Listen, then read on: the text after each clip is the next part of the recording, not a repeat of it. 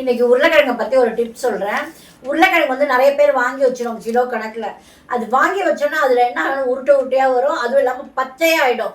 அந்த பச்சையான உருளைக்கிழங்குலாம் சமைக்காதீங்க, தூக்கி போடுங்க. அது பாய்சனுக்கு சமம். அதனால் உருளைக்கிழங்கு வேணால் ஒரு 2-3 நாள்லேயே சமைச்சிடுங்க.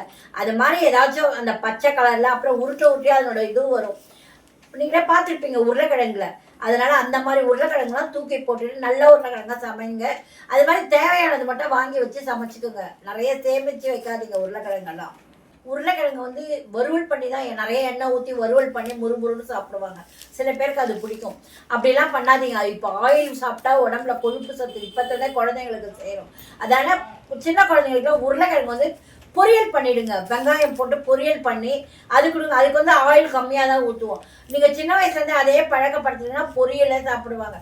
எதுவுமே இந்த உருளைக்கிழங்கு, வாழைக்காய், சேப்பங்கிழங்கு எல்லாமே வந்து சில பேர் வறுத்து எண்ணெயை போட்டு நிறைய வறுத்து சாப்பிடுவாங்க.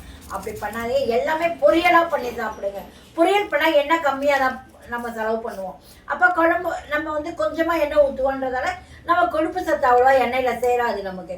அதனால் எந்த காய்கறியுமே கொஞ்சமாக எண்ணெய் ஊற்றி சமைக்க கற்றுக்கோங்க. இப்போ நிறைய எல்லாருக்குமே குழந்தையிலேருந்து எல்லாருக்குமே உடம்புல கொழுப்பு இருக்குது இதே தான் சொல்லிட்டு இருக்காங்க. அதனால் ஆயிலை குறைச்சிடுங்க. ஆயிலை குறைச்சிங்கன்னா நம்ம ஆயில் நீடிக்கும். வாவ், சூப்பர்மா சூப்பர். அதனால் ஆயிலை கம்மி பண்ணி சமைக்க கற்றுக்கோங்கம்மா. சூப்பர் தகவல் சொன்னீங்கம்மா. ஓகேம்மா, பாய் பாய்.